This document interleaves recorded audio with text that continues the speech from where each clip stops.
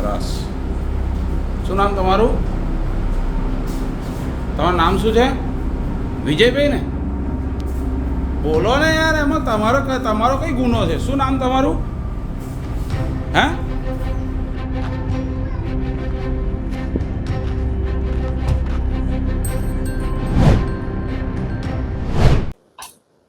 સાહેબ, કપડવંજ તાલુકાની આ વાટા શિવપુરા પ્રાથમિક શાળામાં જે લાલિયાવાડી બહાર આવી શિક્ષક પોતાને સ્થાને અન્ય વ્યક્તિને બેસાડી પોતે બહાર પડતા કરે. શું કહેશો સાહેબ, આ અંગે શું પગલાં ભરશો અને ક્યાંથી આવી સ્થિતિ એવું લાગે? આ વસ્તુ મારે અહીંયા તાલુકામાં આવે 8-9 મહિના થયા. આ વસ્તુ મારા ધ્યાને આવેલ નથી. શિક્ષણ બાબતે જે આ વસ્તુ બની છે એ જરા પણ ચલવી લીધા જેવું નથી. જે આપે જે મને જે રજૂઆત કરી કે આશીષ પટેલ નામના જે શિક્ષક ખરા અમારા વાટા શિવપુરા જે માલીટાળી ગામને પડું છે ત્યાં પ્રાથમિક શાળામાં શિક્ષક તરીકે નોકરી કરે છે અને એમની જગ્યાએ ડમી શિક્ષક મેં કહે છે. આ વસ્તુ ધ્યાનમાં નથી, પરંતુ ખરેખર આ શિક્ષણ માટે બહુ જ ખરાબ વસ્તુ કહેવાય, કારણ કે બાળકોના ભવિષ્ય સાથે આ છેડછાડ વસ્તુ છે. એટલે અમે આ વસ્તુ ઉપર 100% એક્શન લઈશું. હું આજે જ ટીપીઓ મેડમને બોલાવું છું, એમના જોડે ચર્ચા કરું છું. ડીપીઓ સાહેબનો પણ હું ધ્યાન દોરું છું કે આ બાબતે શિક્ષાત્મક કાર્યવાહી એમને કરે.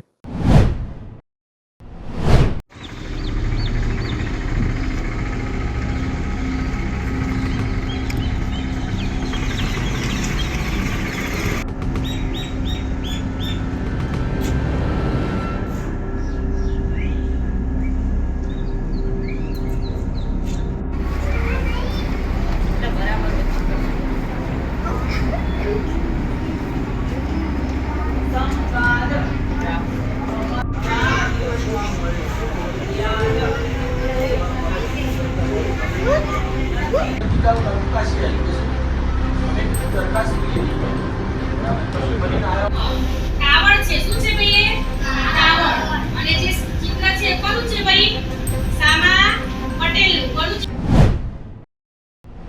તમારું નામ શું, શું હોદ્દો છે તમારો, અને તમારા ગામની પ્રાથમિક શાળાની અંદર એક શિક્ષક નથી આવતા એમનું નામ શું, શું માહિતી છે તમારા જોડે? હું ગામના સરપંચ છું, કૈલાસબેન વિનોદભાઈ પટેલ, અને ગામમાં શિક્ષક કવિતાબેન દાસ તે નથી આવતા. તમારી માંગણી શું, તમે રજૂઆત કરી ખરી ઉપર પંચાયતમાં? હા, કરી. એટલે હવે ઈ હાજર થાય ન એ ભણાવવામાં સ્કૂલમાં. કેવી તકલીફ પડે સ્કૂલમાં? બહુ તકલીફ પડે ભણવામાં તો છોકરાને. કેટલા ધોરણ સુધી? 8 ધોરણ છે, 8 ધોરણનો અભ્યાસ. હા, શિક્ષિકા નથી આવતા તો તમારી માંગણી શું છે? એ બેનને હાજર કરવાની. અહીં ગામમાં હવે ભણાવવા આવે એમને હાજર કરો, એ કા નવા મૂકવાનું. નામ બેન તમારું? કૈલાસબેન. કૈલાસબેન, શું કહેશો, તમારી ગામની શાળામાં શિક્ષક ઘણા સમયથી વિદેશ ગયા છે? હા હા. શું કહેશો?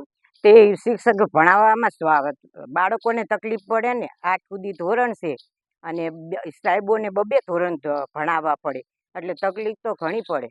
છેલ્લા 9 મહિના કરતા હા, બેન નથી વિદેશ જતા રહ્યા. શું કાર્યવાહી કરાઈ તમે? અમે તાલુકામાં આગળ જાણ કરી કે આ બેન આવતા નથી, એટલે બાળકો પર કેવી અસર પડે? ભણવામાં નબળા પડી જાય છોકરા. શું માંગણી તમારી? બેન આવવું પડે, કારણ બીજા સાહેબ મૂકવા પડે. બેન ના આવે તો પછી. શું નામ તમારું અને ગામ? મારું નામ અજમલભાઈ રબારી છે, મારું ગામ બુડાસા. શું કહેશો અજમલભાઈ, તમારી જે શાળા છે એમાં શિક્ષિકા છેલ્લા 12 મહિનાથી ગેરહાજર વિદેશ ગયા છે, શું કેવી તકલીફ પડી? એક શિક્ષક હાજર ના હોવાથી એક વર્ગમાં ભણવામાં બહુ પાછું પડી જાય, અને સ્કૂલમાંથી પંચાયતમાંથી રજૂઆત કરેલ છે તો 12 મહિનાથી એમની જગ્યાએ કોઈ શિક્ષક આવ્યું નથી. એમનું રાજીનામું પણ લીધું નથી, સસ્પેન્ડ પણ કર્યા નથી. 12 મહિના સુધી એક વર્ગમાં એક શિક્ષક 2 વર્ગમાં ભણાવે તો બાળકના ભવિષ્યનું થોડું તકલીફ પડે, અને 1 વર્ષ પાછા પડી જાય. એટલે એક શિક્ષક પાછા 25-30 જે વર્ગમાં બાળકો હોય એ બધા પાછા પડી જાય. એટલે અમારી રજૂઆત છે કે ખાલી જગ્યા શિક્ષક નથી તો સામે બીજો નવો શિક્ષક સ્કૂલમાં આપે અને આ બાળકના ભવિષ્ય સાથે ચેડા કરે નહીં. અમે રજૂઆત કરી છે અને આજે પણ કરીએ છીએ કે બુડાસણ પ્રાથમિક શાળામાં એક શિક્ષક જે નથી હાજર, આશાબેન પટેલ, એમની જગ્યાએ બીજા શિક્ષકને લેવામાં આવે, એ અમારી રજૂઆત છે. આગળ રજૂઆત કરેલી છે અને આજે પણ રજૂઆત કરીએ છીએ. પંચાયતથી રજૂઆત કરી, શિક્ષકોએ આગળ લખીને આપેલું છે. કંઈ ડિસિઝન મળ્યું નથી. તો અમારે ખૂબ ખૂબ ભારે ઘડીએ એ જ કહેવું છે કે ખાલી જગ્યા પૂરવામાં આવે તો બહુ સારું. છોકરાઓના ભવિષ્યનો સવાલ છે. મહેસાણા જિલ્લામાં લાંબા સમયથી ગેરહાજર હોય તેવા શિક્ષકો સામે તાલુકા કક્ષાએ અને જિલ્લા કક્ષાએ કારણદર્શક નોટિસ આપી અને કાર્યવાહી કરવામાં આવેલ છે. એમના જવાબો મેળવવામાં આવેલ છે અને એ જવાબોના આધારે આગળની કાર્યવાહી કરવામાં આવનાર છે. આવા કોઈ શિક્ષકોને જિલ્લા શિક્ષણ સમિતિ દ્વારા પગાર ચૂકવવામાં આવતો નથી.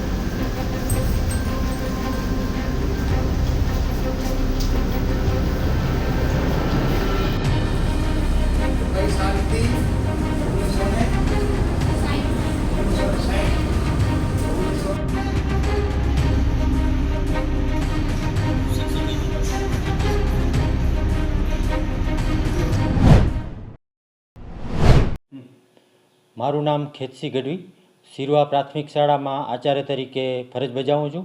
કચ્છ જિલ્લાનું માંડવી તાલુકામાં સિરવા ગામ 2019માં જ્યારે બેનનો આવો પ્રશ્ન થયો અનિયમિતતા બાબતેનો, તો ત્યારે મેં એમને સમય બાબતે નોટિસ આપી હતી અને એ અડધોથી પોણો કલાક સ્કૂલમાં મોડા આવતા હતા અને જેના કારણે મેં એમને નોટિસ આપી હતી. એટલે 2019થી કરી અને અત્યાર સુધી એમની અનિયમિતતા બાબતે ખાસ કરીને શાળા મેનેજમેન્ટ કમિટી હોય અથવા અમારા જે વાલીઓ છે જાગૃત વાલીઓ એના દ્વારા મને ફરિયાદ મળતી હોય છે.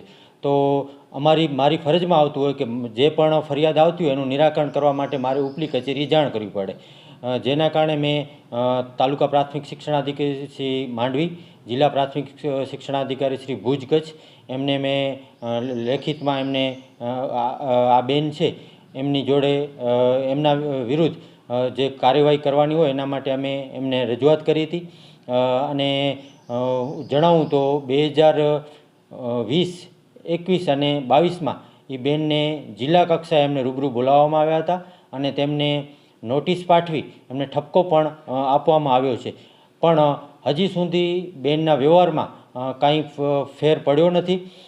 બેન છે એ મહિનામાં સમજી લો કે એમની 10થી 12 મારે કપાત કરવી પડે, કારણ કે બિનઅધિકૃત ગેરહાજર હોય એટલે એમની કપાત પણ અમે અહીંયાથી કરીએ છીએ, એમનો એટલા દિવસનો પગાર પણ અમે કપાત કરતા હોઈએ છીએ. આજે જ અમારા જે વાલીઓ છે એ અત્યારે અમારી પાસે આવ્યા હતા અને વાલી મિટિંગમાં પણ અવારનવાર તેઓ ફરિયાદ લઈને આવતા હોય છે કે સાહેબ તમે તમારી આ સંસ્થાના વડા તમે છો તો તમે શું કર્યું એનો અમને જવાબ આપો.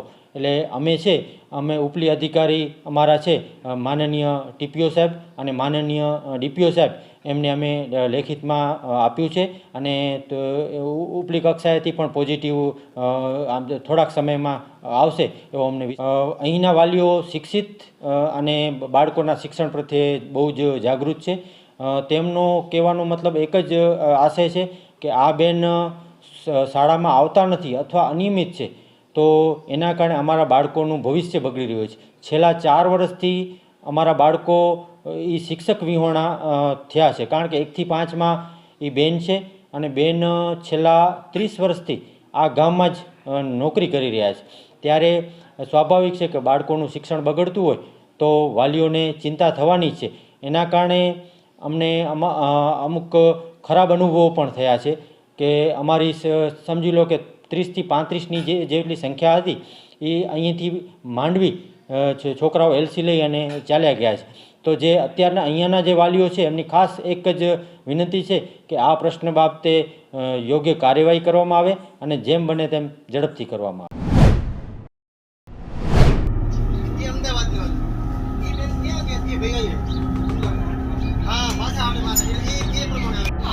કાવડ છે શું છે ભાઈ એ કાવડ અને જે ચિત્ર છે એ કોનું છે ભાઈ સામા પટેલ કોનું ચિત્ર